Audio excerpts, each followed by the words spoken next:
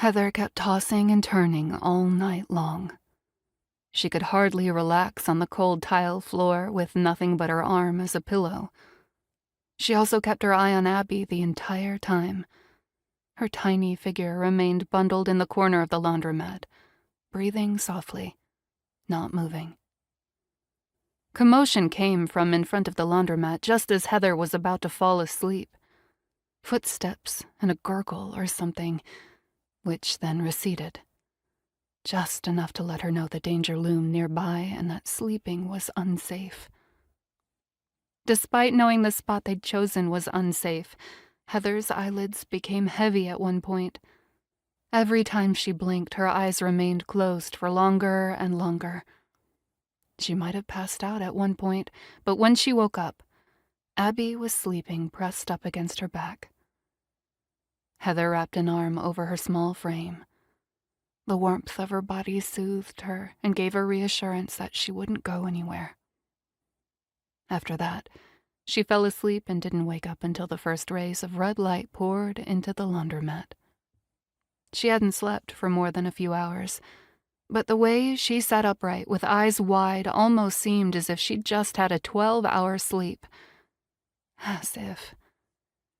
She couldn't remember the last time she'd slept more than 6 hours, or the last time she slept as long as she wanted without being woken up either by an alarm or by Abby. Heather gently rolled away from Abby, careful not to wake her up, and tiptoed to the entrance. The streets were quiet. Not a soul in sight. A bakery sat nearby, a good candidate for breakfast. The door was unlocked and the place seemed untouched by the chaos in Witherton. Various pastries stood in the display. "Hello?" Heather peeked into the back room. No response, just as she hoped. She walked to the other side of the counter, grabbed a bag, and began stuffing various products into it. They were far from fresh, but at least they weren't moldy or infested with flies. It would have to do. Heather picked up another bag to get food for lunch and dinner as well. She hoped it would be enough to last them until they reached the checkpoint.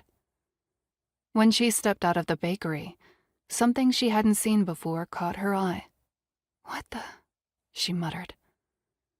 Far off in the distance, in the direction of the military checkpoint, tall walls stretched along the horizon. That must have been the checkpoint itself. Heather hadn't seen them yesterday because it was dark, but now that she thought about it, after the restaurant, they ran in the general direction of the checkpoint. The walls were a testament that they were closer to the checkpoint. Her heart fluttered with hope